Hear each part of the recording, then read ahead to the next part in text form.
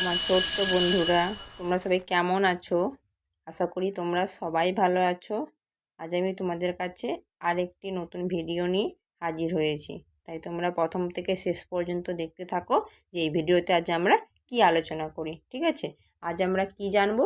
Shapes name, বিভিন্ন আকৃতি সম্বন্ধে আজকে আমরা জানবো। ঠিক আছে? তাহলে চলো যাই পরের পেজে।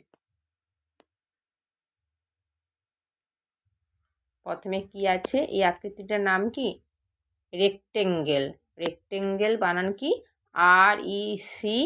RECTANGLE। রেক্টেঙ্গেল মানে কি? আয়তক্ষেত্র। ঠিক আছে? এখন নিচে বিভিন্ন আয়তক্ষেত্রের উদাহরণ দেওয়া আছে। দেখো বইয়ের উদাহরণ দেওয়া আছে, দরজার উদাহরণ দেওয়া আছে। দরজাকে দেখবে যে আয়তক্ষেত্রের মতো দেখায়, আর নিজের বইটাকে দেখবে তোমরা, দেখবে আয়তক্ষেত্রের মতন কিছুটা। ঠিক আছে? তারপরে চলো দেখি। তারপরে কি আছে? স্কয়ার। তার ছবি দেওয়া আছে। স্কয়ার বানান কি? SQUARE। স্কয়ার মানে বর্গক্ষেত্র।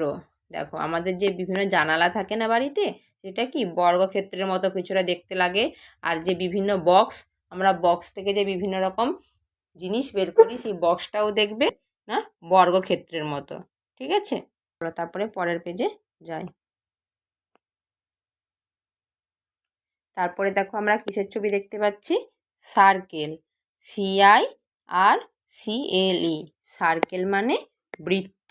দেখো তোমরা যে ফুটবলটা খেলো, সেই ফুটবলটা কিন্তু বৃত্তের মতো। আর আমাদের ঘরে যে ঘড়ি থাকে, সেই ঘড়িটাও কিন্তু বৃত্তের উদাহরণ। ঠিক আছে? তারপরে চলো।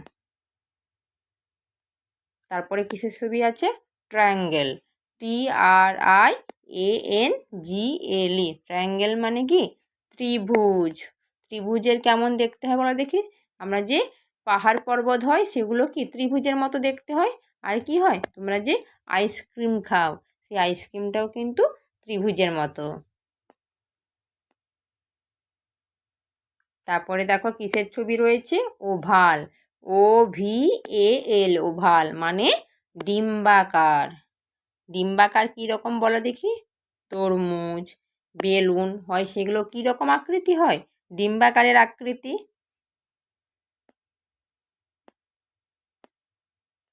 তারপরে দেখো কিসের ছবি? ডায়মন্ড। DIAMOND। ডায়মন্ড মানে কি? হীরকাকৃতি। এটা হীরের মতো দেখতে। তার উদাহরণটা কি? দেখো ঘড়ি আর বিভিন্ন যে হীরের যে আমাদের পাথর হয়, সেই হীরের মতনগুলো দেখতে, সেগুলো কি এই ডায়মন্ড আকৃতি। ঠিক আছে? তারপরে কিসের আছে?